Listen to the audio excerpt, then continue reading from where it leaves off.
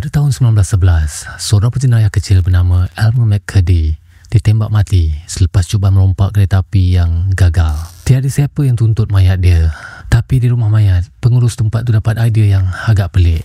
Dia awet mayat Elmer, sapu dengan bahan kimia dan simpan mayat tu sebagai tontonan. Tapi sebenarnya kisah ni baru bermula. Beberapa tahun kemudian, mayat Elmer dijual dan mayat ni mula mengembara jauh daripada tempat asal dia.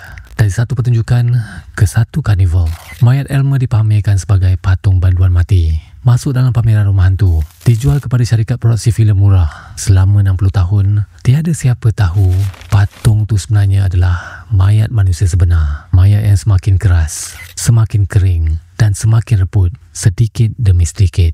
Pada tahun 1976, kru pengembaraan satu rancangan TV sedang rakam satu rumah seram lama. Bila salah seorang staf tersentuh patung tersebut ataupun mayat yang diorang ingat sebagai patung ni, dan tiba-tiba tangan patung tu tercabut, dan masa inilah baru diorang tahu yang sebenarnya tu mayat, sebab diorang nampak tulang dan daging manusia di dalam patung tersebut. Daging dan tulang yang dah pun mengering. Pemeriksaan forensik mengesahkan itu adalah mayat Elmer McCurdy, si penjenayah yang mati 6 dekad lalu.